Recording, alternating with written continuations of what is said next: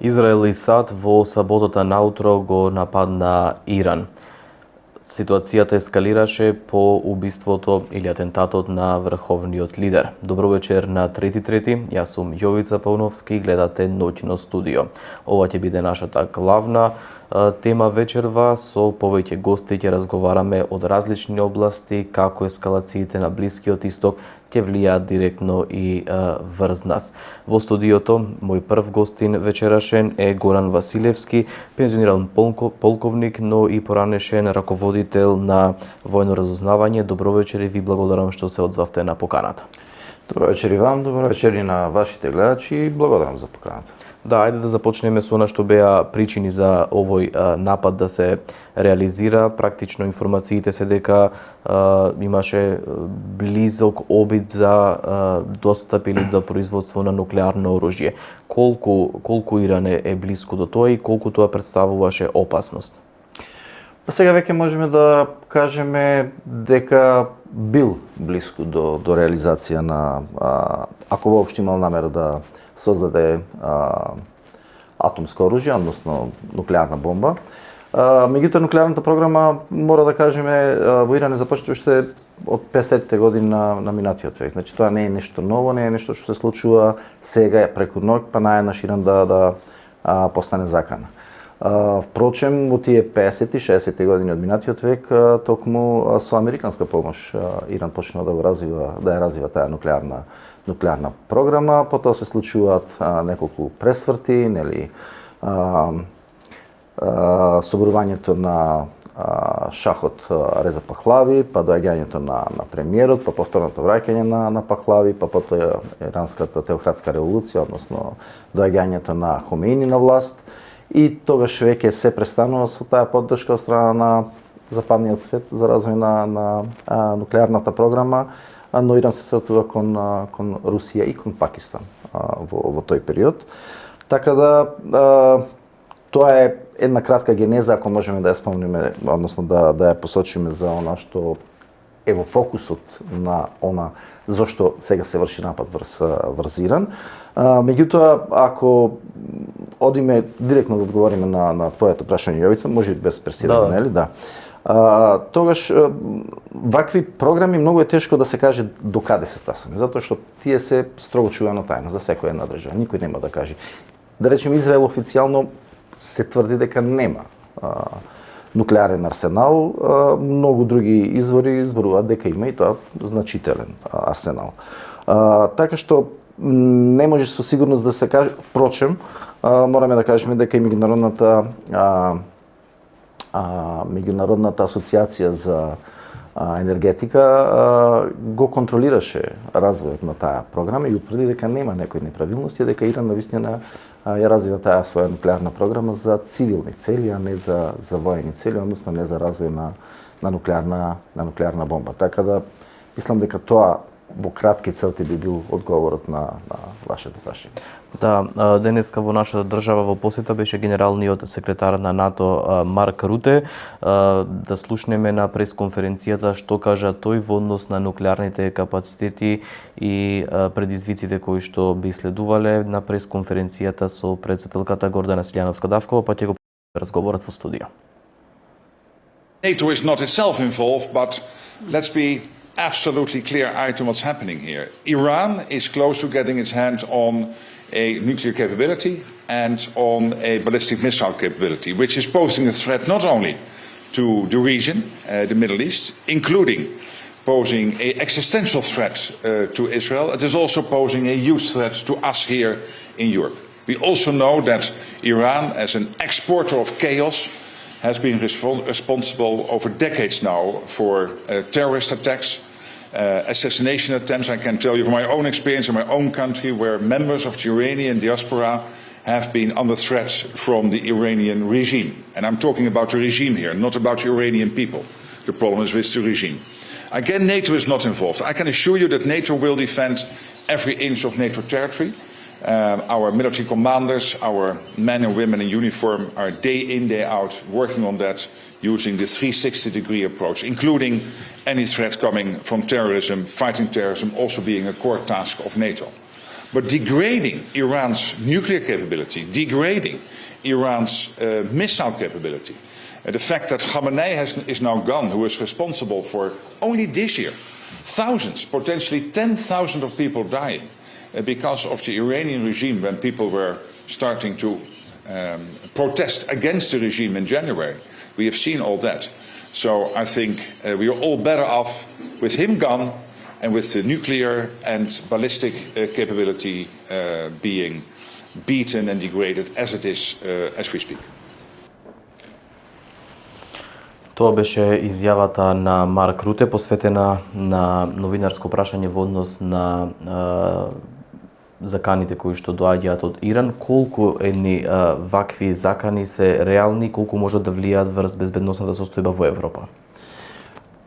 Најнапред би сакал да се осврнам на изјавата од генералниот секретар на НАТО, господинот Руте, и да кажем дека ова е пред се навистина охрабрувачка изјава, особено за Македонија, кога се истакнува дека секоја една педа од територијата каде што се наоѓаат НАТО членки ќе биде бранета од страна на алијансата, особено ако имаме предвид дека и заменик генералната секретарка на НАТО е токму од Македонија, господјата Радмила Шекеринска. Инаку кога станува збор за закана за Европа, морам да истакнам дека Европа многу слабо реагираше во однос на случувањата во Иран, односно можеби и непримерно тивко изреагира, односно покаже волја за да ги одбрани своите територии, особено зборувам за нападот, односно ракетирањето на неколку армиски британски пред се бази на Кипар.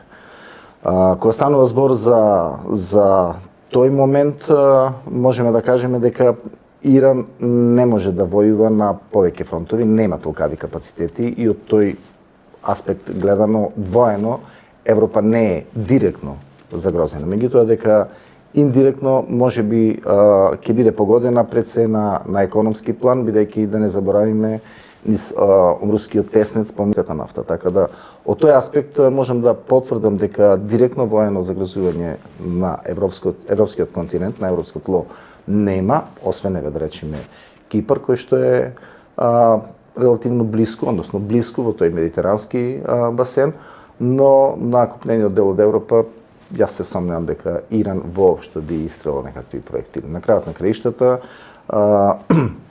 тука е и Турција, која што е земја членка на НАТО, значи нема да дозволи прелет на такви проектили.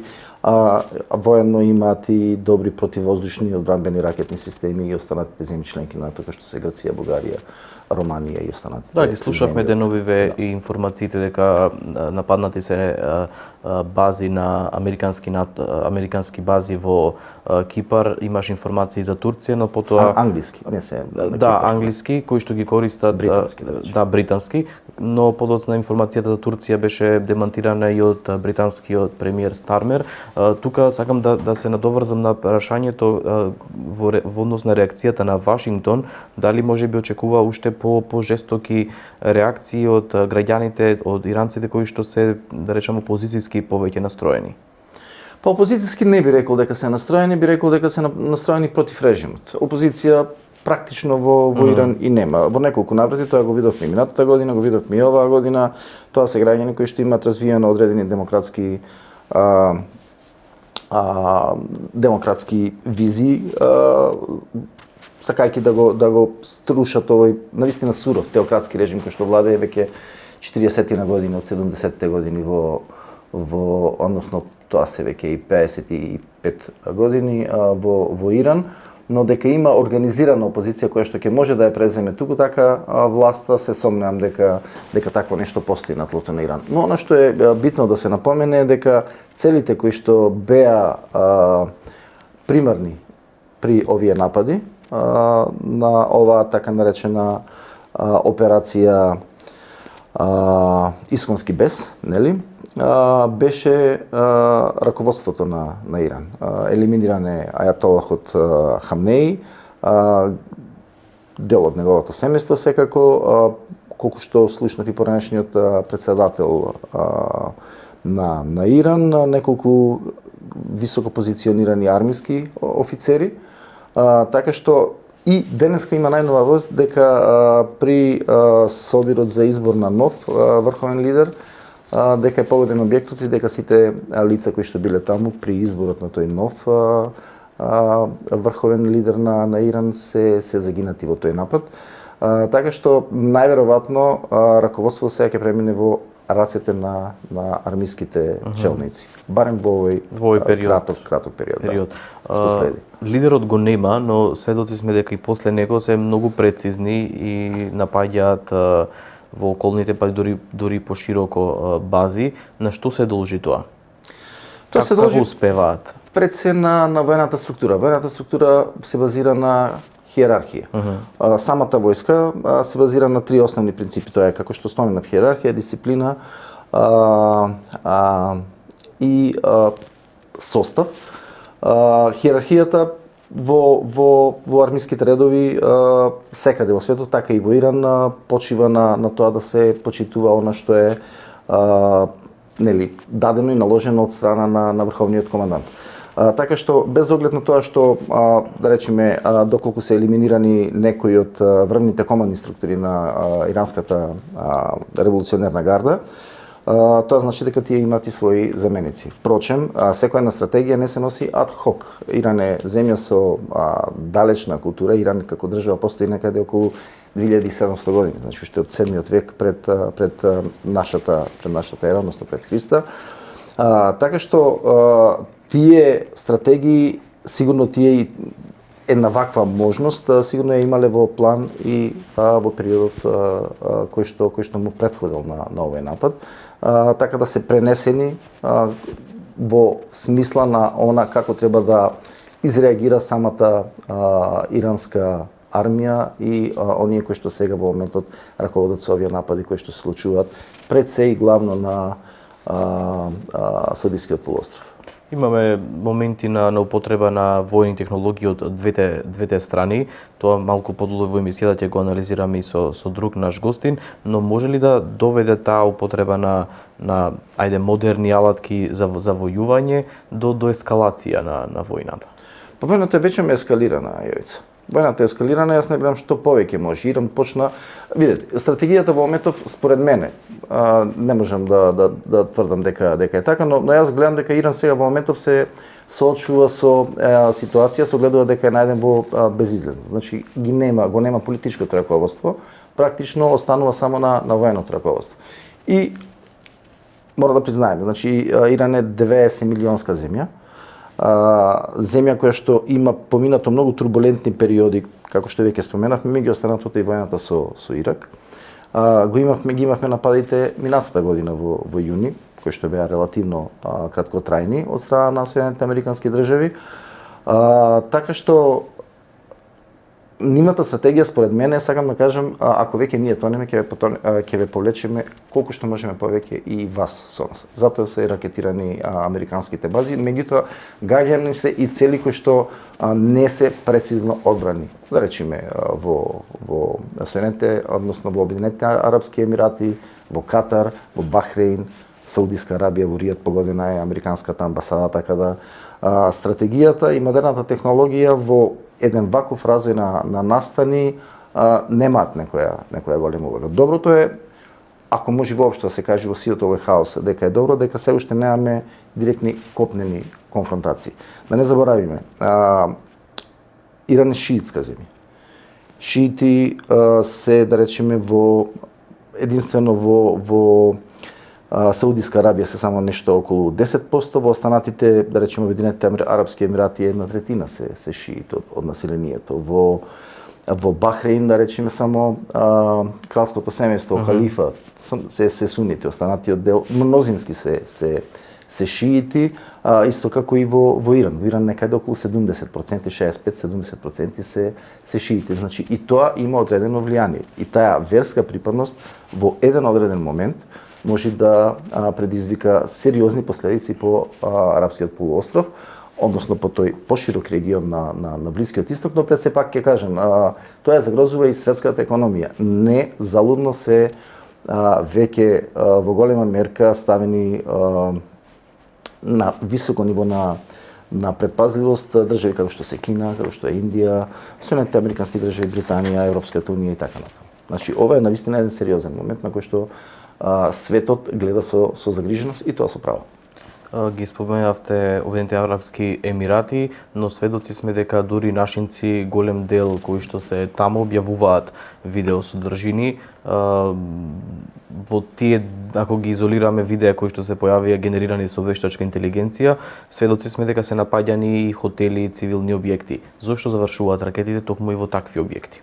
Па, овие дронови тие немаат прецизно наведување. Значи тие едноставно се пуштаат, им се одредува дострелот е да речеме, не знам, Абу Даби или Ријад и тие едноставно паѓаат. Меѓутоа проектилите кои што се со координати, тие веќе ги погаѓаат целите кои што се однапред одбрани, затоа е погодена и американската амбасада во Иран, затоа се погодени одреден дел на американски бази, за кои што веќе однапред преку сателити, нели, се имаат добиено координати.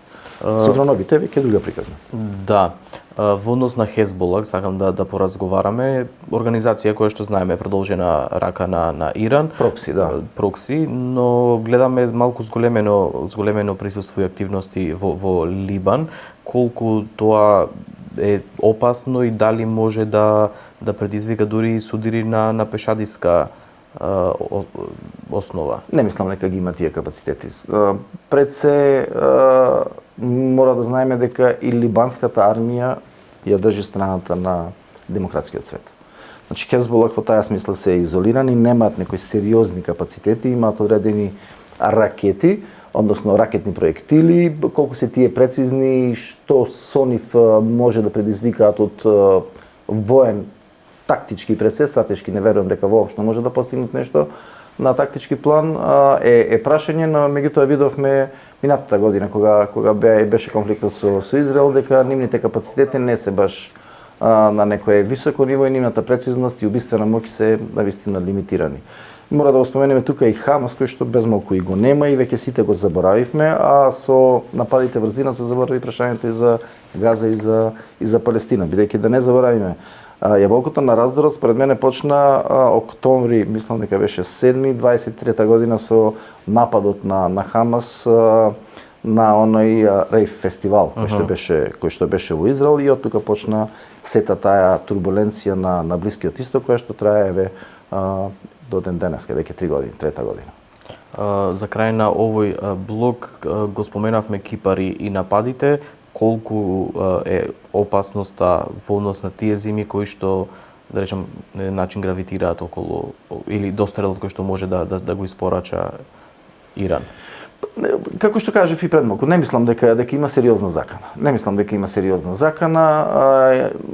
Впрочем, долг е патот кој што треба да го помине. Еве и да е хиперсоничен проектил, долг е патот кој што треба да го помине преку неколку сериозно силни НАТО држави, како што се Турција, како што се Грција, како што кажав, Бугарија, кои што имаат солидни радарски системи за пресретнување на такви проектили, солидни противракетни системи за одбрана. Впрочем, ако ги следите бројките, и во Саудиска Арабија, и во Обединетите арапски емирати, па и во Катар, кој што погрешка турнеја, нели, американски F-15, имаат сериозни противракетни капацитети. Од некаде, ако не се лажам, во Обединетите арапски емирати се истрелани 120 проектили, од нив, од 120-124, не ме држите за збор, некаде помалку од 20 само ги погодили своите цели. Така да станува збор за навистина сериозна противракетна одбрана, за навистина сериозни одбранбени системи кои што ги поседуваат овие земји на Блискиот Исток, а можам да гарантирам дека НАТО поседува уште пософистицирани и посовремени системи за пресретнување на ваков вид на закани. Ќе продолжиме за предизвиците и ризиците кон Европа, но претходно да слушнеме уште една кратка изјава од генералниот секретар на НАТО Марк Руте денеска од Скопје во однос на предизвиците кои што може да се очекуваат во Европа по војната во Иран. From our eastern flank to your own neighborhood, it is clear that we need to work together to support our shared security. And here North Macedonia plays a crucial role in safeguarding stability across the Western Balkans, a region of indeed strategic importance to our alliance. Our commitment to the region's stability is steadfast, and we will not allow a security vacuum to emerge. Да, тоа беше изјавата во која што генералниот секретар вели дека нема да дозволат практично вакуум простор за нарушување на безбедноста во Европа, па од тука прашањето може ли да се дозволи активирање на тие ќели во Европа кои што знаеме дека постојат и денеска беа повторно посочени поради серија на напади кои што во изминатото ги гледавме низ главни градови, низ повеќе држави. Колкава е опасноста во таа насока? Ова е вистинско прашање, разузнавачко можам да речем. Види, Јовица, работата е во тоа што никој не знае колку такви ќели може да има во моментов. Главно се следат сите тие терористички групи и поединци се следат. Меѓутоа секогаш може да има нешто што ќе го изненади безбедносниот систем на одредена земја во Европа. Сите се сеќаваме на оние напади врз листот Шал Ебдо, ако не се лажам, во Франција 2015 година. Тие беа заради карикатура. Во која што Ајатолахот беше представен со турбан со бомба на главата и без малку цела редакција беше елиминирана. Никој не можеше да претпостави дека ќе се случи еден таков напад. Такви напади, да, може да се случат, одредени ќели, спијачки ќели, така наречени, може да има. Меѓутоа, прашање дали сега би се осмелиле, бидејќи нивото на свесност и на будност на сите служби безбедносни, зборам и за разузнавачки, за полиција и за армија во земјите кои што се засегнати од овој конфликт се на многу повисоко ниво колку што беа до сега. Но се доведуваат во прашање, прво, не знаеме колку долго ќе трае овој конфликт, да го наречем, бидејќи се уште не може со полно право да се нарече војна овој конфликт.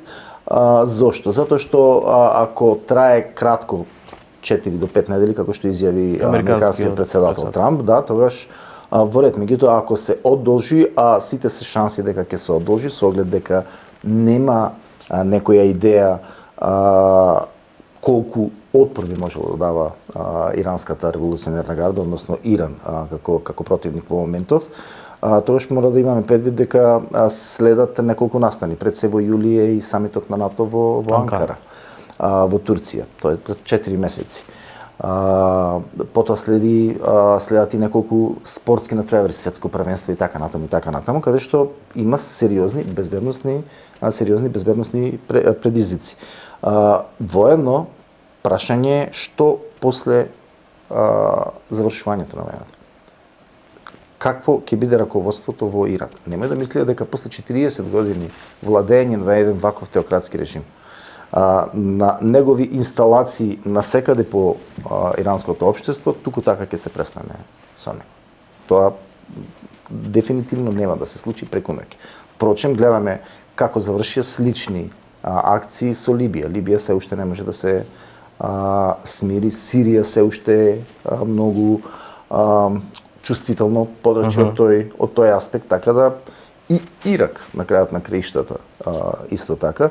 Тоа е едно невралгично подрачје, не верувам дека со завршувањето на воените дејства ќе се завршат и проблемите кои што ги произведе овој конфликт во моментов. Колку отворено застанавме позади одлуките на САД уште од саботата со соопштение од Министерството за надворешни работи, колку има стравување за кај нас во однос на овие предизвици за кои што разговаравме, или тие ќели, присуството на такви ќели и кај нас? Ова е чувствително прашање на кое што не би можел да дадам целосен одговор. Закана има колку што има закана и за сите останати земји членки на НАТО, или да речеме на Европската унија, кон која што ние тежнееме, меѓутоа ако кај нив процентот е висок, јас би рекол дека во моментов, впрочем и самата председателка изјави дека има документирани докази после Советот за безбедност, дека има документирани докази од и во Македонија не постои сега во моментов одредена закана. Јас мислам дека службите кои што се надлежни за доставување на такви извештаи до политичкиот и државниот врв, навистина добро си одработиле својата работа, ги предвиделе сите можни ризици и предизвици и затоа е токму и таков извештај. Мој личен впечаток, да бидам до крај искрен, е дека ние можевме да бидеме воздржани. Македонија нема што многу да придонесе ако каже дека ние стоиме зад вас, зад Америка и зад Израел. Во овој момент многу земји од Европската унија останаат, го гледаме дури драстичниот пример со Шпанија, останаа воздржани. Најголема причина зашто Македонија не остана воздржана по тоа прашање. Може би сакаме да добиеме некои симпатии од Америка.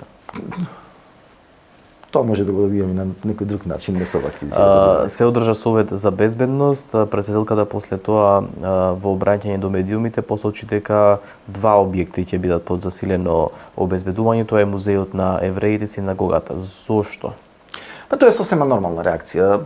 Тие би биле први на удар доколку евентуално би постоела намера за некаков реваншизам на наше тло во Македонија, и мислам дека тука правилно службите постапиле, дека тие се објекти од висок ризик и дека во еден извесен период потребно е да се под засилен надзор кога станува збор за нивната безбедност. А впрочем, тие се наоѓаат и во центарот на Скопје, не би било пријатно да искусиме еден таков чин.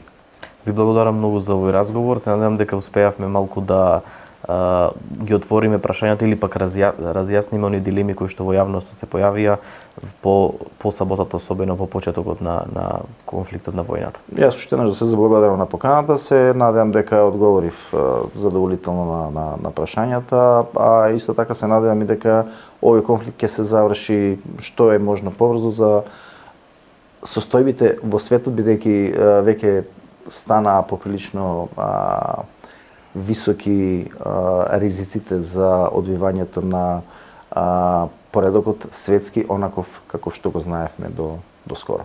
Да, благодарам. Останете со нас. Ноќното студио продолжува. Имаме уште доста гости, интересни теми на разговор, а сега ќе пренесеме и сликата од Израел и Дубај, каде што наши жители ќе раскажат во прво лице за моменталната состојба.